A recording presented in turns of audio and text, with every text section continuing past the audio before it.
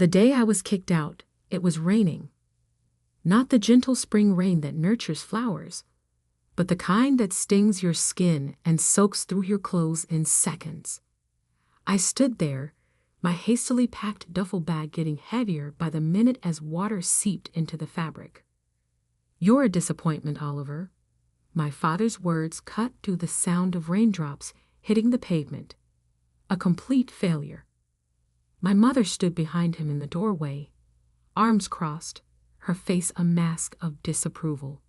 The same face she'd worn when I told them I wanted to study computer engineering instead of taking over their precious Mason Industries. "All these years of grooming you for the company," she said, her voice dripping with disdain. "And you throw it away for what? Some foolish dream of creating apps." I was 18, fresh out of high school, and my crime was refusing to attend the business school they'd chosen. I had different plans, different dreams. I wanted to build something of my own, not inherit their legacy. "If you walk away now," my father's voice turned cold, "don't ever come back. You'll get nothing from us. No support, no inheritance, nothing." I adjusted the strap of my bag and met his gaze. "Fine." That one word seemed to shock them both. They had expected me to break, to give in like I always had before. But something had changed in me. Maybe it was the years of being compared to my perfect older brother James, or maybe it was just time to stop being the person they wanted me to be and start being myself. I turned and walked away, each step taking me further from the luxury mansion I'd grown up in. Their final words followed me down the driveway. "You'll fail, Oliver. You'll come crawling back when you realize how worthless your dreams are." But I didn't look back, not even once. The first few months were exactly as hard as they'd probably hoped. I crashed on my best friend Mike's couch, worked 2 jobs, one at a local electronics store during the day and delivering pizzas at night. Every spare moment was spent learning, coding, developing my skills. Mike's tiny apartment became my sanctuary.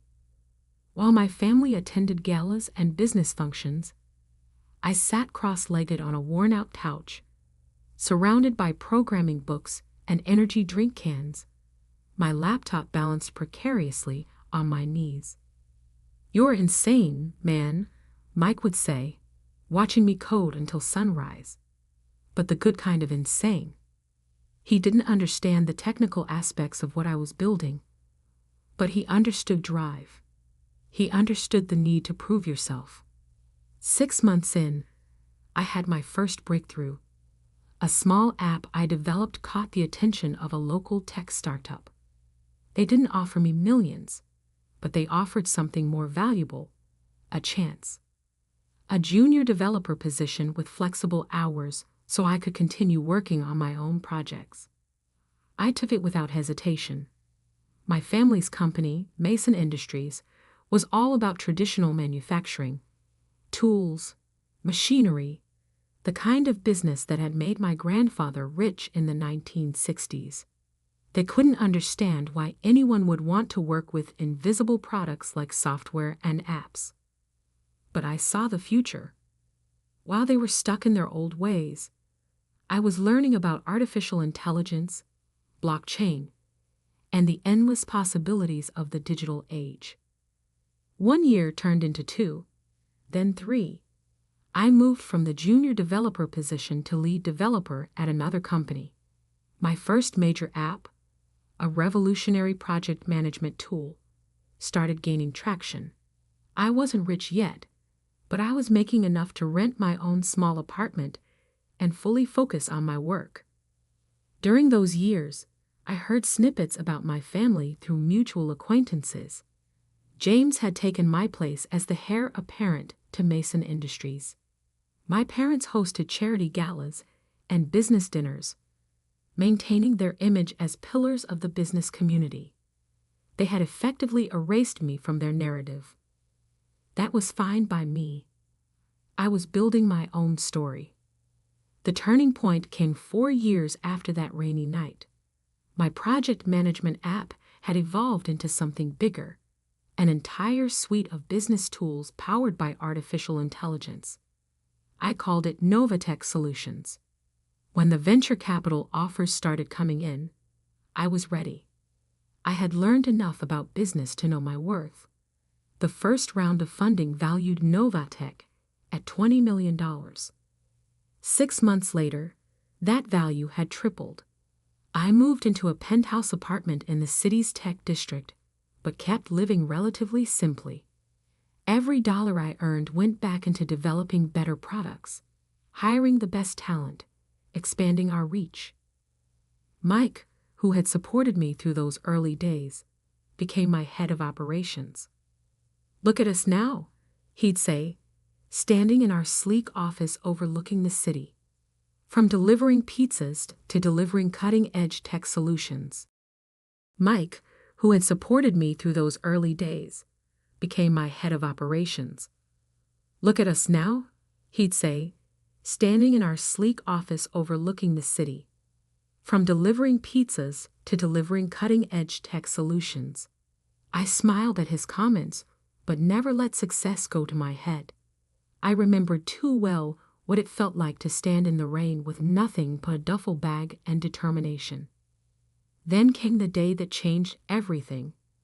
I was in my office, reviewing potential acquisition targets, companies whose technology could enhance Novatech's capabilities. A familiar name caught my eye: Mason Industries. My family's company had been struggling.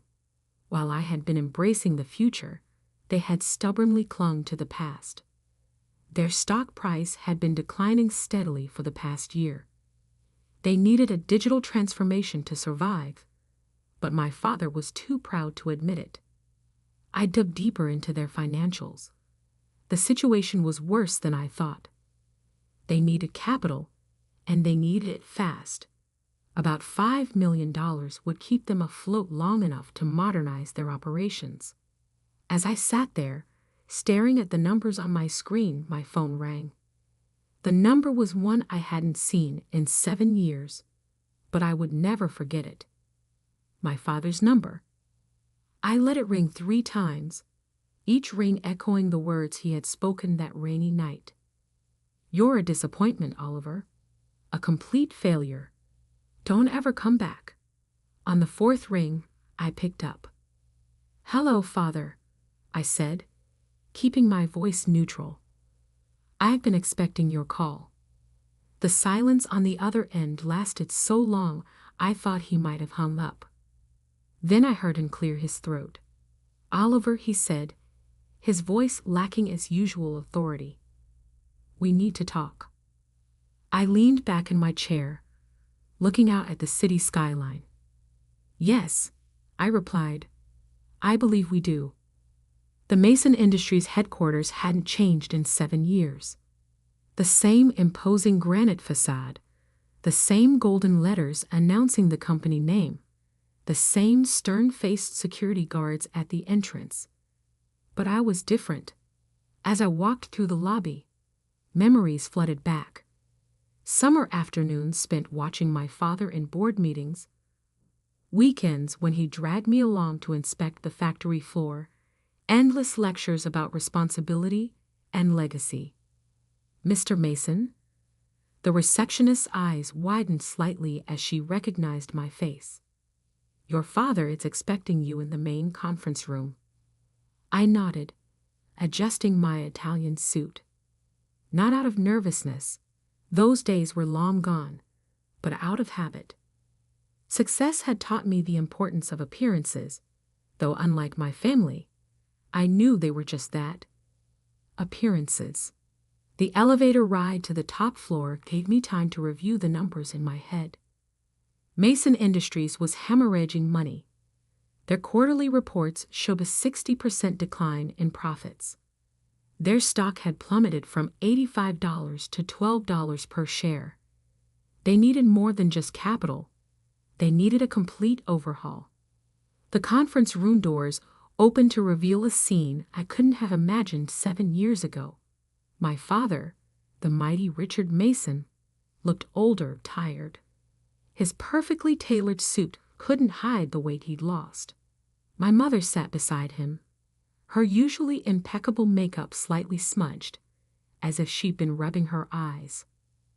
James, my older brother, stood by the window. He'd gained weight, his face puffy from too many business dinners and too much stress. The golden boy didn't look so golden anymore. Oliver, my father said, standing up. He extended his hand, then seemed to think better of it and pulled it back. Thank you for coming. I took a seat at the opposite end of the table, placing my briefcase carefully in front of me. Let's skip the pleasantries, I said. I've seen your numbers. James turned from the window, his face flushing. You've been spying on us? Publicly available information, brother.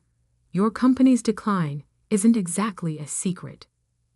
My mother flinched at the word your, not our. Not anymore. We've had some setbacks, my father began, his voice taking on the smooth tone he used for difficult business negotiations. The market has been unpredictable, and our traditional customer base. Your traditional customer base is shrinking because you've refused to adapt. I cut in. The world is digital now. Manufacturing isn't just about machinery anymore. It's about smart factories, IoT integration, predictive maintenance using AI. James scoffed. And I suppose you're the expert now, with your little computer programs. I pulled out my phone, opened a specific app, and projected Novatech's latest quarterly report onto the conference room screen. The numbers spoke for themselves.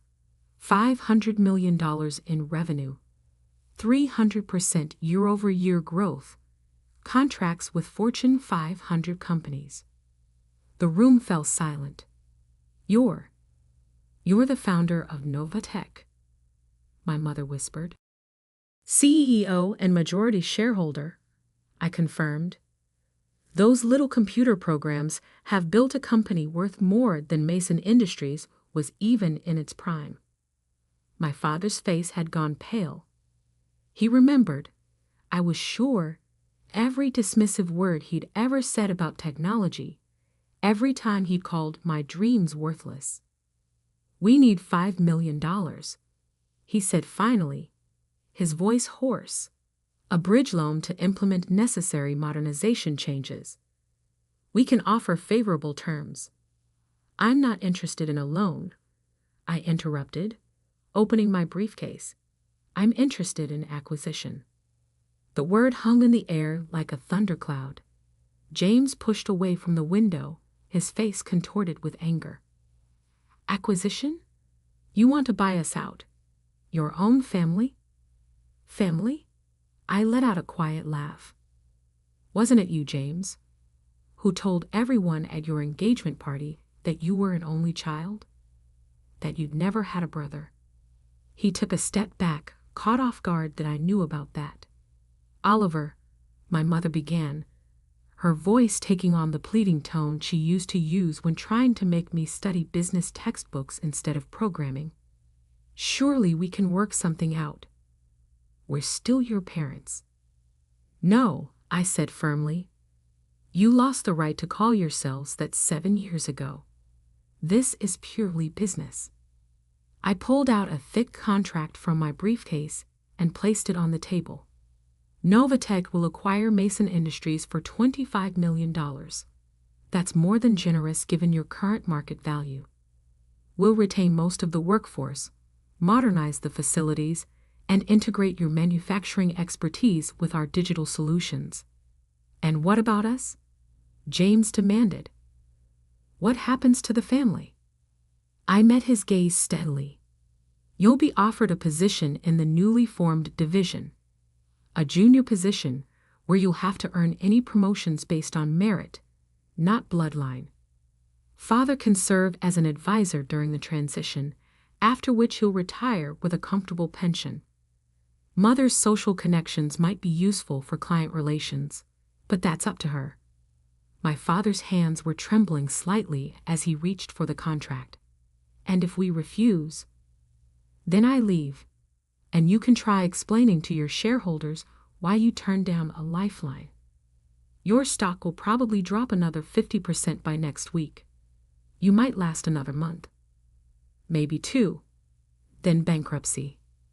The room fell silent except for the sound of paper rustling as my father slowly turned the pages of the contract.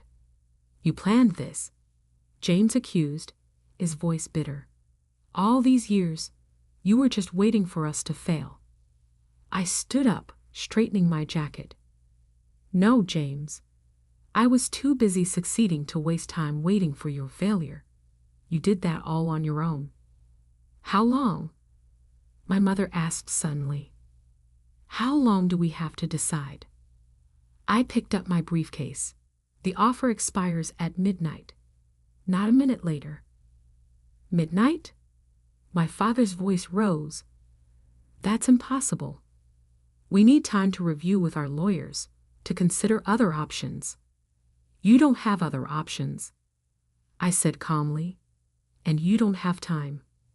7 years ago, you gave me 5 minutes to decide my entire future. I'm giving you 12 hours. I'd say that's more than fair. I walked to the door, then paused. Oh, and one more thing. I turned back to face them. When you sign, and you will sign, I want you to use the same pen you used to sign my college rejection letter, the one with the Mason Industries logo.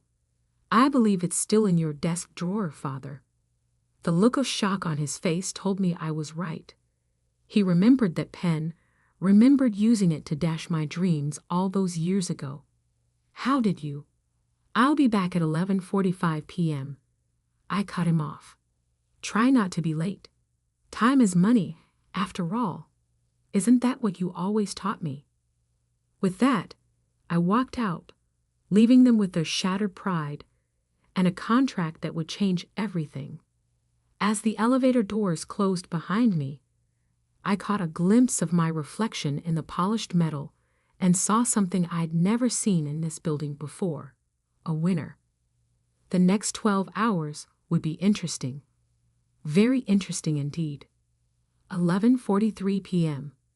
The city lights sparkled below the Mason Industries conference room like scattered diamonds on black velvet. I stood at the same window where James had stood that morning, watching my reflection superimposed over the nighttime skyline. The door opened behind me, right on time. My father entered first, followed by my mother and James. They looked exhausted, as if they'd aged years in just 12 hours. I noticed my father clutching a small leather case, the one he kept his prized pens in. The board has approved the acquisition, he said, his voice rough, unanimously. I turned slowly, taking in their defeated postures. I expected nothing less. After all, what choice did they have? James slumped into a chair, loosening his tie. You've won, Oliver. Is that what you wanted to hear? No, I replied calmly. What I want to hear is the truth. From all of you. My mother stepped forward, her designer dress wrinkled from a day of tense meetings. The truth about what? About why you really pushed me away. It wasn't just about the business school, was it? The silence that followed was heavy with unspoken words.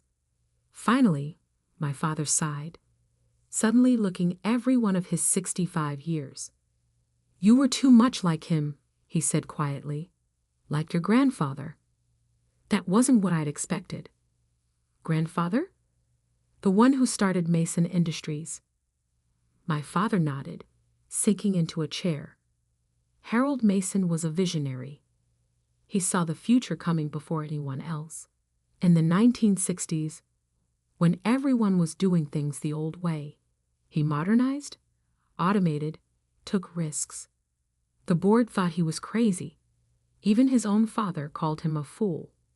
He pulled out the pen case, opening it with trembling fingers. But he proved them all wrong. built this company from nothing into an empire. And you, he looked up at me. You have that same look in your eyes, that same drive. It terrified me. Because you're not like him, I finished, understanding dawning. You're a maintainer, not a builder. You wanted the company to stay exactly as it was when you inherited it. I wanted stability, he whispered. Safety. When you started talking about technology, about changing everything, I saw my father in you. And I remembered how scared I was every time he took another risk, launched another venture. My mother touched his shoulder gently. We thought we were protecting you, Oliver. And James was more like your father. Cautious, reliable, boring. James interjected with a bitter laugh. That's what you mean, isn't it? I was the safe choice, the one who wouldn't rock the boat.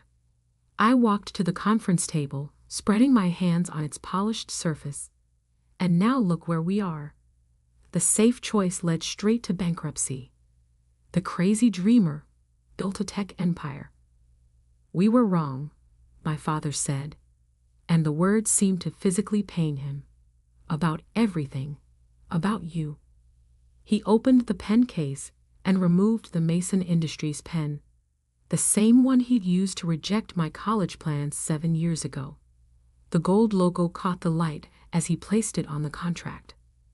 Before I sign this, he said, I need to know what really happened after that night. How did you do it? I sat down across from him, feeling an unexpected urge to finally tell my story. The first few months were hell. Worked 2 jobs, lived on Mike's couch, coded until my eyes burned. But I had something you never gave me at home. Freedom to fail. Freedom to fail, my mother echoed. Yes, because when you're already at rock bottom, when your own family has written you off as worthless, there's no pressure. Every small success is a victory. Every failure is just another lesson. I pulled out my phone, showing them the first version of what would become Novatech's flagship product. This was my first app. Buggy, ugly, barely functional. But it worked, and each version got better. James leaned forward, actually interested for the first time. And the venture capital. How did you convince them to invest? I didn't. I smiled. They convinced me. By then, I had paying customers, proven technology. I didn't need their money. They needed my innovation, just like Mason Industries needs it now. My father picked up the pen, its weight seemingly greater than he remembered. And after we sign, what happens to us really? Exactly what I said this morning. James gets a fresh start, learning the business from the ground up. Mother can maintain the social connections that bring in clients. And you, father, yes, you get to watch your company become what it should have been all along, what grandfather would have wanted it to be. He pressed the pen to paper, then hesitated. Why didn't you just let us fail? You had every right to. Because that's not what successful people do, I replied. They don't destroy. They transform. They don't settle scores. They create opportunities. Everything you taught me about business was wrong, but everything grandfather built still has value. It just needs to evolve. 11:59 p.m. The scratch of the pen on paper was the only sound in the room as my father signed away his company. My mother wiped away tears as she added her signature. James, surprisingly, signed without hesitation. As I reached for the contract, my father grabbed my wrist. Not roughly, but with an urgency I hadn't seen from him before. Oliver, he said, his voice cracking. I'm sorry. For everything. I looked into his eyes, the same eyes that had once looked at me with such disappointment, and saw something new there. Respect. maybe even a glimmer of pride. I know, I said softly, taking the contract. But it's not me you need to apologize to. It's yourself, for being too afraid to embrace change. For letting fear of failure stop you from trying anything new. Can you ever forgive us? My mother asked. I stood, tucking the contract into my briefcase. I forgave you years ago. That's why I'm here now, saving what's left of Mason Industries instead of watching it crumble. And us? James asked. Can we be a family again? That depends, I replied. Are you ready to be part of a family where success isn't measured by how well you maintain the status quo, but by how bravely you face the future? One by one they nodded. Then yes, we can try. Not as the Masons who kicked out their son for daring to dream differently, but as the Masons who learned that true legacy isn't about preserving the past. It's about building the future. I walked to the door, then turned back one last time. Board meeting tomorrow at 9 a.m. Don't be late. We have a company to rebuild. As I rode the elevator down to the lobby, I thought about that rainy night 7 years ago. The scared 18-year-old with a duffel bag and a dream. If someone had told him that one day he'd own the building he was being kicked out of, he probably wouldn't have believed it. But that's the thing about dreams. They don't need anyone's permission to come true. They just need someone brave enough to chase them. Mike was waiting in my car outside. How'd it go, boss? I showed him the signed contract. Mason Industries is now part of Nova Tech Solutions. He grinned. And the family drama? That's a work in progress, I replied, looking up at the building that would now be part of my company. But for the first time in 7 years, it feels like there might actually be progress. Just remember, Mike said as we pulled away from the curb, no matter what happens with them, you've already proven yourself. To yourself, and that's what matters. I nodded, watching Mason Industries shrink in the rearview mirror. He was right. Success wasn't about proving my parents wrong. It was about proving myself right. Everything else was just details. Tomorrow would bring new challenges. Integrating the companies. Modernizing the facilities. Rebuilding family relationships. But I was ready for all of it. After all, I was Oliver Mason. The failure who succeeded, the reject who returned victorious, the son who surpassed his father's dreams by daring to dream his own. And this was just the beginning.